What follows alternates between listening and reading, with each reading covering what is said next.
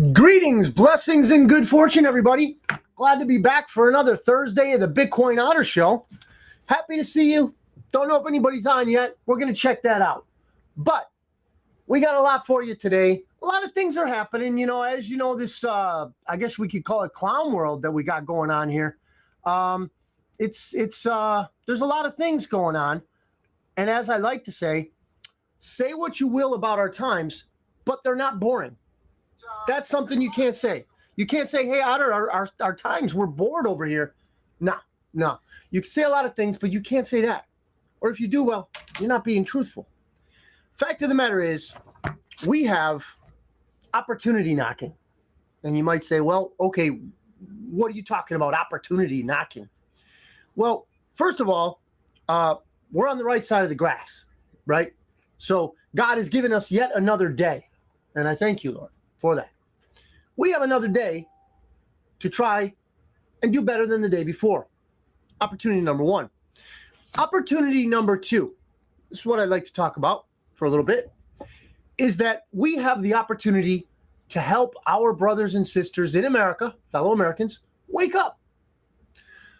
The things that we see as bad are bad. I mean, you can't put lipstick on a pig, so to speak. But at the same time, if we are to look at them from a different perspective, we can see that, okay, some good has to come out of this. Doesn't seem it, but something might, hopefully, will come out of it. And that something just could be the waking up of one of your friends, one of your family members, that last straw that breaks the proverbial camel's back. Could be the next disaster. Who knows? Our job is to be here when that happens, to be there for our friends, family, loved ones, the people that make fun of us now, the people that think we're crazy, and they might be right to an extent. But the fact of the matter is, we're going to be needed, ladies and gentlemen. Those of us who think in a, hey, wait a minute, America is under attack mode. If we think in a from a perspective of, let's just take the border situation. Many people use this term migrant all the time. See, migrants are a certain group of people. They plan before they leave their country. They advise the country they're going to, and they fill out the paperwork. They wait in the lines, perhaps, pay the fees, perhaps. They do it right. Those are migrants. What we have on our southern border is an invasion. It's an invasion. So, Matt, good to see you. So and Mark, good to see you too. So the perspective that we have might be ridiculed, okay, in polite circles, okay? But I can almost guarantee, I'd bet you a Whataburger number 5 that by the end of this year, there will be a great deal of people that come up to you and ask you why you believe what you believe, but not in a confrontational tone the way we have now. People yelling at us, screaming at us, oh, we're idiots, we're this, we're that, okay?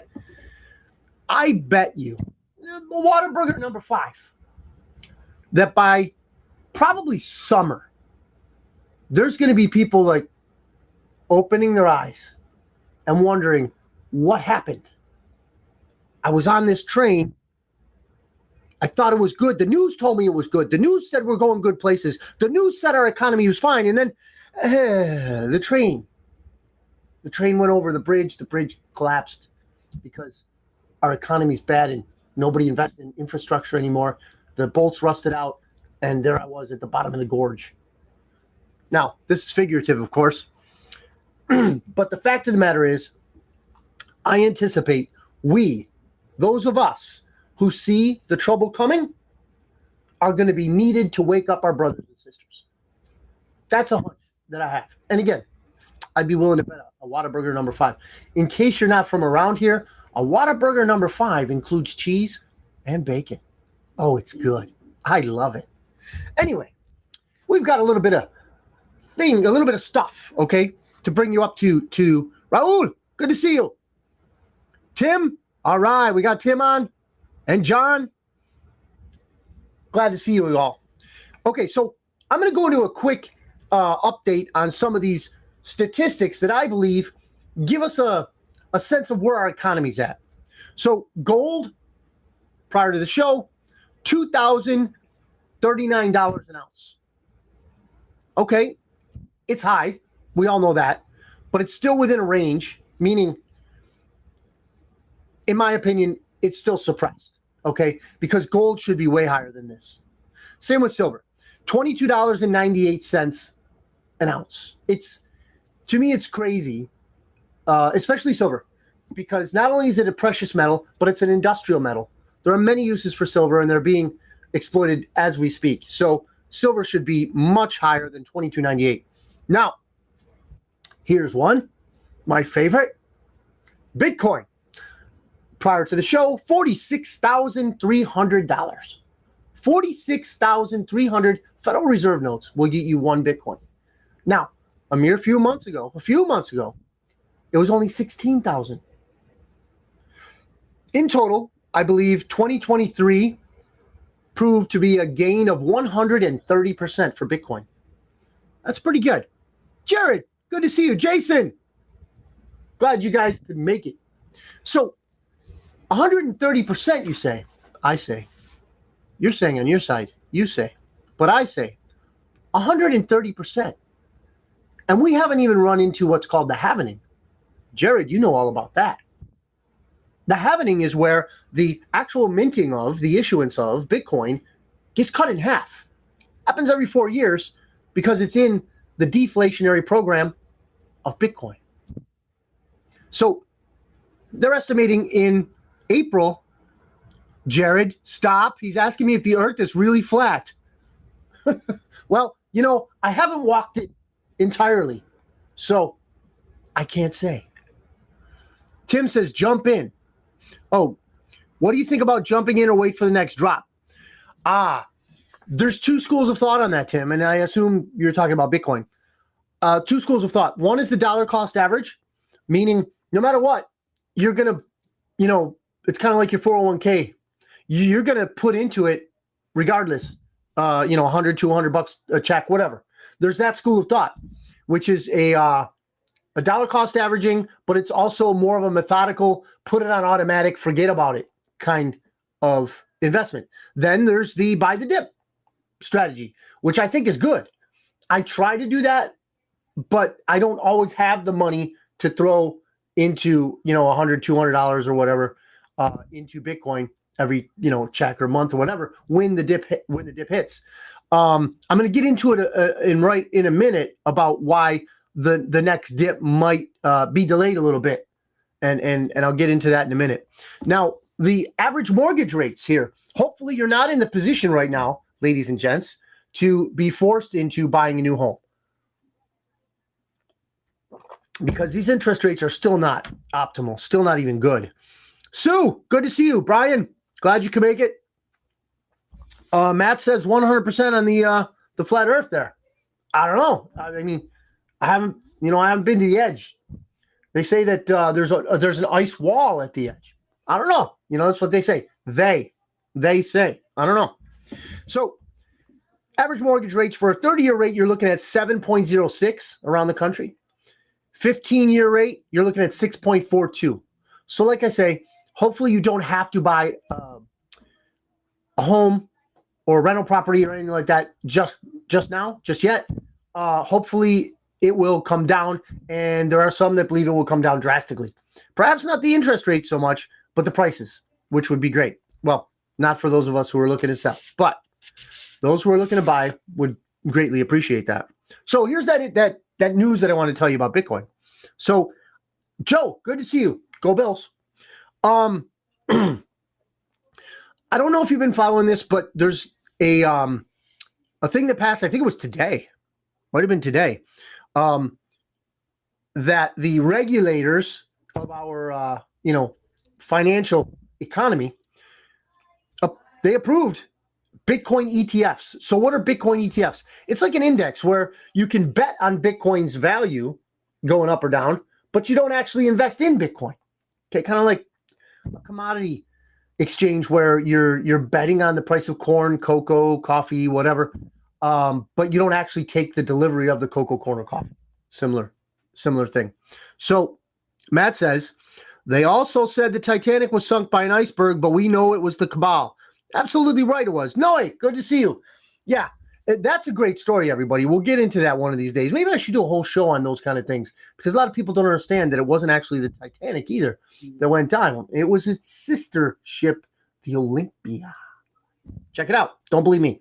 Okay, so Bitcoin, this is from CoinDesk. Bitcoin ETFs win SEC approval, bringing easier access to biggest cryptocurrency. CoinDesk, again. U.S. regulators approved Bitcoin ETFs, dramatically broadening access to the 15-year-old cryptocurrency.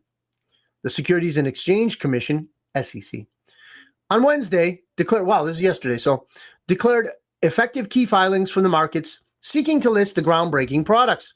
They will begin trading on Thursday, today. Bitcoin's price topped 47,500 following the decision. Other cryptos rallied too. Ladies and gents, as you know if you've watched before, Kathy, good to see you. Tim says, I said the same thing. The Titanic caught fire the day before it launched.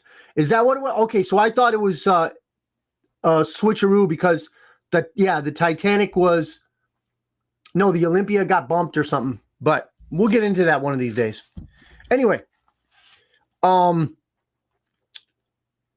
these ETFs can mean a few different things. Positively, they will mean more attention on Bitcoin. Negatively, that with this ETF, the usual suspects, the cabal, as you say, Matt, will try to manipulate the price of Bitcoin. Going to be much, much different, though, than gold and silver that they're currently manipulating. Why? Because for whatever crazy reason, and this is changing, China's changing it, but for whatever crazy reason, the world has allowed the United States to set the price for gold and silver. Sounds crazy, right? This is why people don't like us, okay? They think we are like the bankers, the central bankers, the Western central bankers, not your average guy in the corner, not the guy who works at Lone Star National Bank, not those guys. The ones I'm talking about are the ones who own the Federal Reserve. They do these things, and they are hated, and for good reason. Now, people look at the United States when they do things like, hey, we're going to set the price of gold. We're going to set the price of silver. They look at us like we're the bad guys. No. Point to the bankers. If anybody ever, you meet somebody from a different country and they give all these negative perspectives on why it is that the U.S. has been cruel to the world, you can agree with them because it's the bankers, okay? It's the politicians that the bankers own. That's the type of person that does these things, not us. Tim says, the overwhelming scientific evidence, including satellite imagery and space exploration. Wow, well, you really went into this, Tim. I can't hit the see more thing. It's not going there. Alex, he's in here. Jared says, could the BTC Bitcoin ETF be a gateway to other ETFs like XRP and Ethereum? Yes, I believe so. I believe this is opening up a window, okay, to cryptos for the average Joe, if you will. Okay, this will open up doors and windows to cryptos to the average people that don't really know a lot about cryptos. You're going to have it on Robinhood. You're going to have it on Ameriprise. You're going to have it on everything. I mean, it's already there, guys. Thursday, I already had a friend of mine call me and try, basically to get a grasp of, hey, what is this ETF thing? So it's happening. You can do it, I think, even as of right now. Okay, after the show, right? We're going to watch the show. But after, you can say, okay, let me see what I can do here. Throw $100 at a Bitcoin ETF. You can do that. But, ladies, gentlemen, please remember, you will hold no Bitcoin. You will hold Federal Reserve notes. In fact, you won't even hold them. Whatever platform you're using has those Federal Reserve notes in digitized format. So if that platform goes under, what do you think is going to happen to your digitized Federal Reserve notes? See, people are very quick to note this about Bitcoin, but not so quick to say such things about the Federal Reserve note. Okay? People say, oh, Bitcoin, man, people use that for child trafficking. Well, dude, you can't get a $100 bill that's been circulated without cocaine on it. Traces of cocaine on a $100 bill. Right? What do you think the Federal Reserve note has been used for throughout the whole history of it? All around the world. They send pallets of this stuff to Iran. Yes, Mr. Obama, we know this. So Matt says, Tim, they've been lying to us about everything. Pretty much, Matt. But we know the truth. And that's why I'm doing what I'm doing. Trying to get the truth out about many different things. Bitcoin being one of them. Here's another one. Kathy Wood. Anyone who's followed Bitcoin or cryptocurrency probably knows that name. She is the head of a venture capitalist fund. So this is from CoinDesk again. Kathy Wood sees Bitcoin price reaching $1.5 million.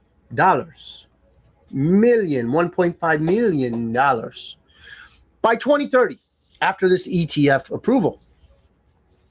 ARK Invest CEO, that's Kathy Wood, said on CNBC Thursday that Bitcoin, the world's largest cryptocurrency by market value, could reach $1,500,000 in price by 2030 in a bullish scenario.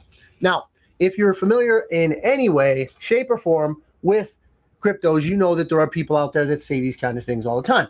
So I don't want to get everybody all worked up and, spend the rent money on, on Bitcoin because you think you're going to get $1.5 million out of it. You might. I'm not saying you won't, but, don't spend the rent money.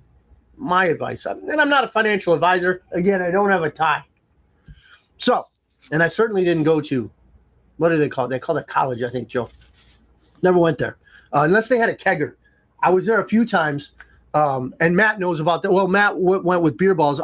I went, when it was a kegger. I required a little more festivity. So Bitcoin.com says, spot Bitcoin ETFs wage fee war as Bitwise charts unique path. So apparently there's a company called Bitwise that is getting crazy with their fees, meaning low fees. So they're having this war currently to entice people into these ETFs. So if you are interested, then maybe check it out. Maybe what is it? What's that one I used to have? Robinhood. Okay, maybe they have it. Maybe Ameriprise. Maybe there's a few of them out there, right? And I'm sure you guys are familiar with what I'm talking about. Renee, good to see you. Tim says, any rumors on the next Doge, AMC, GameStop run? I mean by that, what is next? That's a good question, Tim. What is next? I think that right now they're focused on the ETFs, which is next. Now, that's not to say that that's negative. Okay, I'm not saying that these are negative in any sense that I'm aware of. Robinhood stole from the poor. Yeah, Robinhood, if you had your money in there at some point, they locked it up, right? So I think the next thing is this ETF. I'm not sure how it's going to pan out. I'm not sure what type of investments, bets, if you will, you can make. I would imagine there's going to be spreads, there's going to be calls, there's going to be puts, there's going to be options, going to be long-term, short-term investments. So for right now, that's the it thing. As far as the stock market, I'm really not that aware of it. I am bearish on the stock market simply because I'm bearish on the Federal Reserve note. I believe that the piper has been screaming for years, and he wants to get paid. And I think 2024 is the year the piper gets paid, as if you will. This is on X, okay? End wokeness. It's an account on X. This is an interesting thing. There's a woman out there. She's a congressman. She's out of New York, and you can guess which party she's from. It starts with the letter D. And she's saying the quiet part out loud about the border. And before I go into what she said, have you all heard about something called the replacement theory? Okay. So the replacement theory says that there is a group of people out there, the cabal, if you will, Matt. I would call them the International Criminal Syndicate, the cabal, the Illuminati, the Khazarian Mafia. Let's see, what else? The usual suspects pretty much encapsulates it all. So this group, it is said, is trying to replace the populations of the higher civilizations, the countries, the first world countries like we used to be before we were taken over.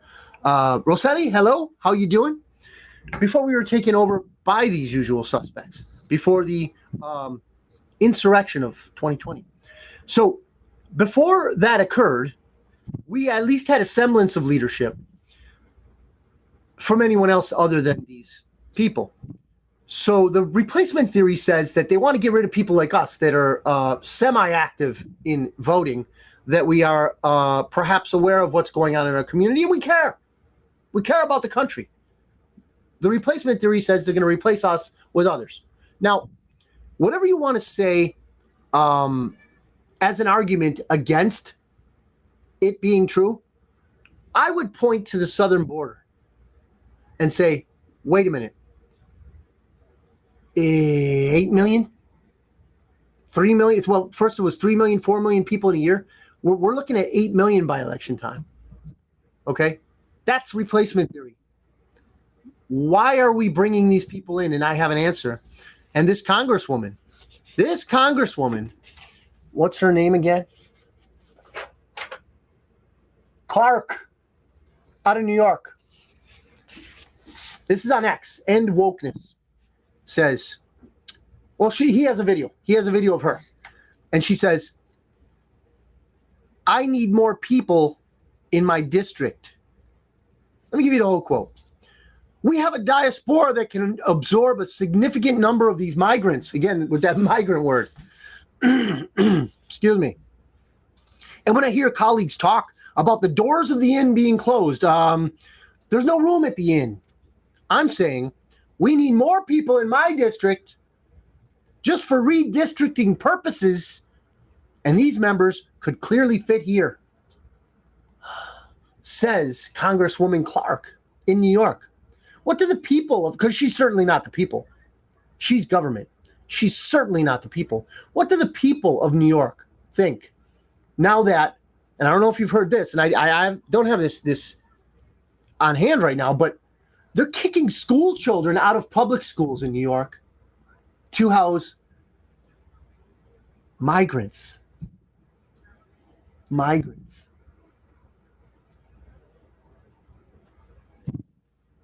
Ladies and gentlemen, school kids, American school kids, okay? And here's what's amazing. Since it's New York, and they are very diverse, I will bet you there's some school kids that are considered minorities that are getting kicked out. I will bet you that there's school kids that are disabled that are getting kicked out. I don't know this to be a fact. But if they're kicking American school kids out of school to house migrants, okay, how can you not think that they're trying to replace us? That's just me. That's just me. This is from Zero Hedge. Fanny Gate widens. Oh, everybody knows Fannie Willis, right? Oh, yeah. Yeah. Atlanta Trump prosecutors allege DA Lover. That was me. It says lover, but I like lover. A love. Met with White House counsel before indictment. And the indictment they're talking about, of course, is part of their election interference strategy. Indict Donald Trump as many times as we can, and maybe something will stick. We know he's the cleanest government employee in the United States of America because he's gone through so many special counsels, so many investigations. We've checked his taxes. We've checked everything. We've looked through his Chone's drawer, okay, in Mar-a-Lago. The guy's clean as a whistle. We just got to keep indicting until something happens. That's their strategy. So Fulton County District Attorney Fannie Willis hired her secret lover to serve as special prosecutor in the Georgia racketeering case against Donald Trump and 18 other defendants. According to a Monday filing on behalf of Mike Roman, a defendant who led Election Day operations for the 2020 Trump campaign. The district attorney and the special prosecutor have been engaged in an improper, clandestine personal relationship during the pendency of this case, he says. So, to cut it short, to get to the chase, they've been doing things. They've been bumping uglies. Okay? This prosecutor has never prosecuted a felony case, and he's going after the president of the United States. Why would she hire him? Good question. I'm glad you asked. She hired him so that the taxpayer money in Fulton County, I don't know if it has a number here. He's raked in at least $653,000, upwards to $1 million for handling this case. Wade is his name. Nathan Wade, the lover of Fannie Willis. How do we know they're lovers? Because they went on a stinking cruise together with taxpayer money. Okay? Mike, good to see you. Gabe, how you doing? Tim, thanks for the link. High school students forced into remote learning. Yeah, Fox News. Okay, good. Thank you. I appreciate that. Man, you did that quick. Tim is younger than most of us. Jared, he's never even tried a felony case before. Yeah. Tim says, sounds like a VP whose first job was the vice president. Yeah, that could be. No, I think our current VP's first job was with, was it Arsenio Hall? No. Who was the guy? Do you remember that, Joe? She was hanging around with one of those 80s talk show hosts. Can't remember. If anybody remembers, throw it up there. Kamala was like arm candy for, I can't remember the guy's name, but he was an 80s talk show host. Anyway, this Nathan Wade, okay, a private attorney in the midst of a divorce. Oh, here's another thing. So the guy served his wife, who is still his wife, so she's going to get part of this. Good on her. Good for her. So served his wife with divorce papers the day before he signed the contract with Fannie. Gotta love that name. Montel Williams. Sorry. Montel Williams. Thank you, Joe. Yes, so Kamala was arm candy for Montel Williams. The main squeeze, I don't know. But she was arm candy. Yeah. For Montel Williams. Thanks, Joe. I love having this help here. So Nathan Wade takes the money. Well, first he divorces. He tries to divorce his wife, giving her a certificate of divorce. She hasn't signed it. I would imagine she wouldn't sign it right away. Gives her a certificate of divorce. Next day, cha-ching, it's payday. He gets paid by the taxpayers of Fulton County because Fannie is being paid by the usual suspects to go after Donald Trump. So she hires him. I don't know if they were lovers before that or not, but I would imagine that on the cruise ship that they went on and the tropical islands they went on, okay, they were lovers. A love. I would imagine. A lot of loving going on there. So, much to the chagrin of the Georgia taxpayer, the Fulton County, Georgia taxpayer. Oh, that would frost me, man. I don't know. So, that's an interesting one. Oh, here's okay.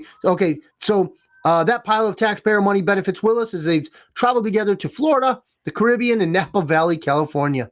Yeah. What was that? What was that wine festival from Step Brothers? The Catalina. Yeah, the Catalina Wine Festival. Yeah, they probably visited there too. Oh man. Here's some good news. I got some good news here, guys. Let me get a cup of Java here.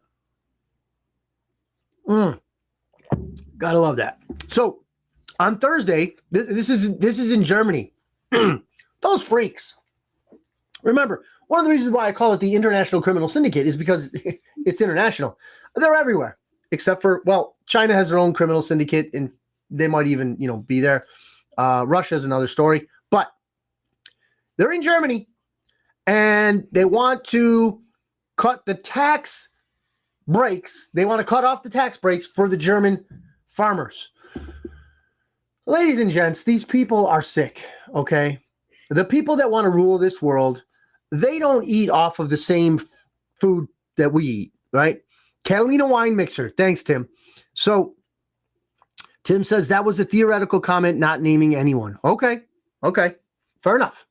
So the people who are running the German fiasco, different but the same as the people running the American fiasco, they want German farmers to go under, which means that the Germans won't have food because their farmers won't be growing food. So anyway, this is the type of human that does these types of things. Now, on Thursday, the government walked back part of the plan. Awesome. So why is that? Because German truckers teamed up with farmers to raise hell over disappearing fuel subsidies. Okay, so these freaks in Germany will cut off fuel subsidies to the farmers so that Germans can have food, but they're going to plow more money into windmills, solar, and electric vehicles, but not food, because that's not important right now. So on Thursday, the government walked back part of the plan, announcing that while the car tax exemption would remain, cuts in diesel tax breaks would be staggered over 3 years. This did not calm German farmers. Good. They were pissed. Whose association demanded a full reversal and said it would move forward with a week of action, starting Monday, in which farmers used tractors to block entry roads to highways earlier in the day. That's awesome. Jim, good to see you. Marcos, good to see you here. So the German farmers win a victory, and I believe, and I don't know where I heard this, but I believe that the Polish truckers are now engaged. So they drove over to Germany and stuck a gear in or a wrench in the gears over there in Germany. These freaks, these fools, these evil people. I believe truly that they are Luciferians. I believe truly that they're Satanists. They're on the other team, if you want to say it that way. These are evil people. When they want to cut off your food supply, you can call them evil all you want. I'll agree.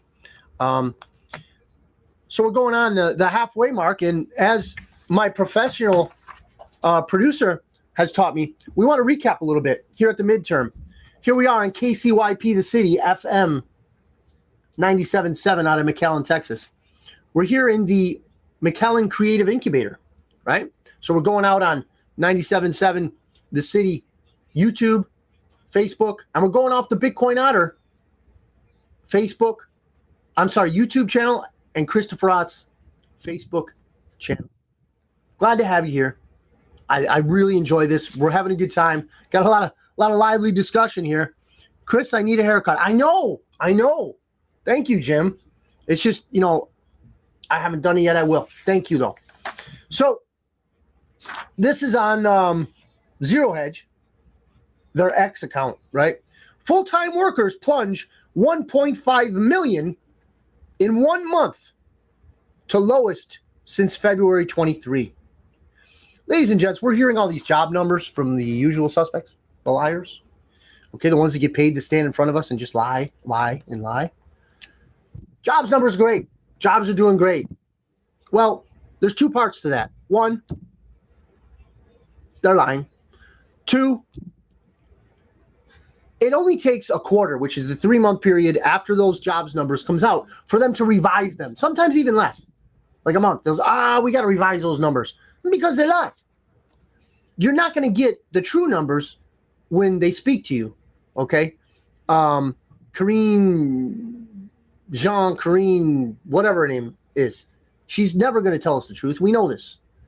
So with these job numbers, the full-time jobs have dropped. Let me see that number again. So the full-time workers plunge 1.5 million in 1 month. We lost 1.5 million full-time jobs in this country in 1 month. Part-time workers soared 762,000. So those people that lost their full-time jobs, or perhaps they were cut back, they had to make, companies have to make cutbacks because the Federal Reserve note no longer has the value that it should. Okay, why? Because it's a private company. It's a private entity. They are not the Treasury of the United States. Constitutionally, we are obligated as a country to issue currency through the Treasury, ladies and gentlemen, not a private organization like the Federal Reserve, which is not federal. This is something very simple, but you'll never be taught this in school. So, and here's another staggering, I don't use cuss words, but I just almost did. Multiple job holders. This is the United States we're talking about. We're not talking about India, Pakistan, nothing like that. Multiple job holders hit an all-time high of 8.565 million. Here in the United States, there are 8.5 million people that have multiple jobs. Why? Because you can't get, I just read, 1.5 million full-time jobs were lost. Let me say it this way. They weren't lost, they were destroyed. Purposely destroyed. In 1 month. Purposely destroyed. See, the plan of the bad guys is going swimmingly. And it's not for your good. Not for my good. Matt says Massachusetts wants to house migrants in people's homes. I wouldn't doubt it. I wouldn't doubt it. Oblige them. Although, I think there's probably a few Southies that would argue that. I don't know if you've ever met a Southie from Boston, but they're interesting folk. And they would not cotton to having migrants in their home. Iran hijacks oil tanker in Gulf of Oman. Okay. All right. Here it comes, everybody. This is it. Pretty soon they're going to shut that whole canal down. If it's a canal, it's a Gulf, whatever. It's a cut through from Asia to the West that's going to get shut down. And now we're talking oil tankers. So can you say hello, high gas prices again? I can. I can see it. So this is again from Zero Hedge. Iranian naval forces acting under court order. That's interesting. Seized Marshall Islands flag tanker St. Nicholas. Bloomberg reports, citing Iran's semi-official Tasnim agency reports. So I guess some people are reporting on what other people report. And the report says it's a U.S. oil tanker. Wow. Just wow. Learned that one from my kids. Just wow, Dad. Just wow. Mikey, good to see you. I was just telling about an oil tanker, Mikey. Got hijacked in the Gulf of Oman, so that'll be seen at a gas pump near you. The Gateway Pundit. President Trump on Thursday morning appeared in court for closing arguments in Letitia James. Oh, there's another one, just like Fannie Willis. Civil fraud case. Okay, let me explain to you in a nutshell what this civil fraud case is about. Donald Trump received loans from banks, paid them off. The banks made money, won on the transaction. Donald Trump won on the transaction because he got his business done. And New York wants to sue him for being a good businessman. That in a nutshell, okay, little walnut maybe, I don't know. That in a nutshell is the case that they have in New York. It's just crazy, ladies and gents. Nobody but the usual suspects are claiming this was ever a crime. This is business. So she's now seeking $370 million in damages when there is no victim in this fraud case, and she is also seeking to ban Trump and his sons. See, this is how they treat the sons of their enemies. What about the son, and we'll get into this in a little bit, of the current resident of the White House? He did a little something today. So they want $370 million damages. So they want to ban him and his sons from operating any businesses in New York.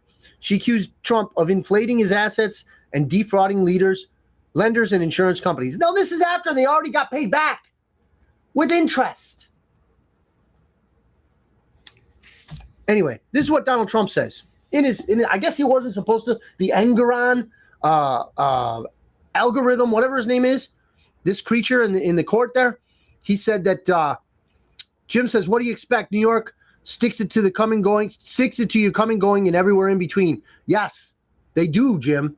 Stick it to you everywhere in between. Mingo, good to see you.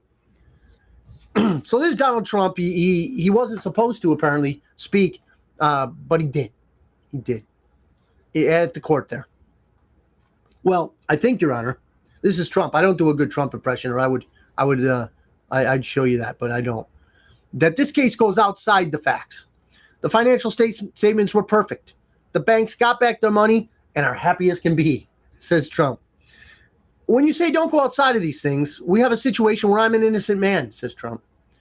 I've been persecuted by someone running for office, and I think you have to go outside the bounds, Trump said, referring to James. Of course, they got to go outside the bounds. They have to cheat. They have to cheat. You want to beat Donald Trump? Then you got to cheat. That's just a fact. Okay? That's just a fact. Now, what was I saying? Tim says, did you hear about the tunnel found under the synagogue in New York and those questionable items found in the tunnel? You know, I did hear about the tunnel, Tim. Elaborate on the questionable items. A mattress with like bloodstains on it or something. Ladies and gents, there's a lot of evil in this world. I think we're going to see a lot of it going through 2024. There's an expression out there, and email me at bitcoinotter.media@gmail.com, and I will elaborate. I'll give you source material. But there's what I've found to be, personally me, a very reliable source that says that the evidence will be dripped out. I believe the quote is drip, drip, flood. The evidence will be dripped out, and then at some point or another, the proverbial crack in the dam will break, and it will be a flood. It will be a flood of evidence. And again, like I said in the beginning of the show, if you weren't here yet, we're going to be needed, ladies and gents. We are going to be needed. We're going to be needed by our family members. We're going to all those people that make fun of us now, right now. We're going to be needed, okay? And as you may or may not know, the reason why I started this show was to announce to people that things are coming that you can prepare for. So you buy extra food, rice, beans, canned goods, whatever, tuna. Got to have the protein. You put your Federal Reserve notes in something that's not going to go to zero. Land, if you have it. Gold, silver, and Bitcoin. These are my suggestions as a non-financial advisor. They're not financial advice by any means. They are just things that I would think about if I were the head of a family, if I was, a dad, which I am. So I want to bring these types of things like I've been going over for the last 40 minutes or so. I bring these things to your attention so that you can kind of gauge where we're at. And it's getting worse, but at the same time, we're getting closer to the end of this. I believe that 2025 and on is going to be an awesome opportunity for all of us, especially our children. Okay? Hopefully we'll get those kids from New York back in school and those migrants back to their countries. We can hope. So what I would like to say, reiterate, I guess, is that when those people that are now making fun of us come to us, we're going to have answers. We're going to have, reasons to explain why it is things are going the way they are. And I think anybody who's watching here, I know you guys know. I know you're up on this. But what I'm trying to do is help everyone, and even especially maybe the newbies, the people who are the normies, if you will, that are just beginning to wake up. Because when this world goes right, when we right this ship, so to speak, as a people, we the people, when we do this, oh, honey, oh, kids, we are going to rock. I don't know if you've been listening to Donald Trump, and he fully plans on, and I hopefully, I believe it, it's possible that he becomes the next president, right? So I don't know if you've listened to him. He's talking about building new cities, not on top of the hellholes that we have now. New ones, new cities. What is that going to do for our economy? Okay. The injection of real funding for something solid, Not, a solar farm out there or some windmills here, but a legitimate manufacturing base. Like back in the day, we used to make steel here. We used to make all kinds of things here. We're going to do it again. So they want to build these cities, and not these 15-minute cities that the globalists, the cabal, the evil ones have planned for us, but regular cities. And we're going to have manufacturing. We're going to have tons of, I would imagine, engineering jobs. We're going to have all these good things, Lord willing, for our kids to prosper in. But first, we got to get through this 2024 period, because these evil, evil sons of guns that are trying to run us into the grave aren't going to stop until we stop them. No, I'm not saying we got out there with pitchforks or anything, more hefty than that. Not to say that I don't think you ought to have something more hefty in your home or carry it around and about. But what I am saying is that I believe that the good guys are well along in their plan. Some might say, oh, don't believe in the plan, Otter. Nobody's going to come and save us. Well, you could be right. You could be right. But in that case, may we all, how is the phrase said? Die in a hill of brass. If I'm defending my family, I'll do whatever it takes. I will defend my family. So all that to say that I think we are going to be okay. We're going to be okay, ladies and gents. It's just going to be a matter of time. We're already, 11 days into, 12 days into, something like that. Was it the 11th, 12th today? Into January 2024? Wow. So be advised, it's going to be a crazy year, but we're going to go through it together. We're going to get there. Okay? If there's no more comments, no more questions, I'm going to sign off a little bit early. But I believe that at the root of all this is a spiritual war. And God doesn't lose. We as Americans can lose if we forget where we come from, if we forget who we are. But we won't do that. We will not do that. I will not do that. And I know you won't either. Thank you for tuning in. Find me. You want to learn more about what I'm talking about? bitcoinotter.media@gmail.com. We're working on some things. You guys are going to recognize hopefully a guest that I'm going to have on in a couple weeks. And we're gonna bring some good information to you. We're gonna partner with some people and come online with some people out of a different type of service than what we're used to, and it's gonna be interesting, and it's gonna be good. You're gonna enjoy it. I don't mean to be too cryptic, but it's not all cemented, scheduled and everything yet. So, just want to let you know that I love doing what I do here. I love you all. I really appreciate the participation. This is awesome. I want to let you know that normally we get somewhere between around the 250 views on this Facebook channel. I got like almost 300 this last one. So we're reaching out there. We're getting out there. And you got a message? You want it out? Let me know. I'll do my best. We'll put it out there. All right. From KCYP, the city 97.7 FM out of McAllen, and from the Bitcoin Otter Show, we bid you adieu. We bid you goodbye. God bless you and your family. Have a great day. Have a great week. And Lord willing, we will meet again, same time, same place next week. Thank you.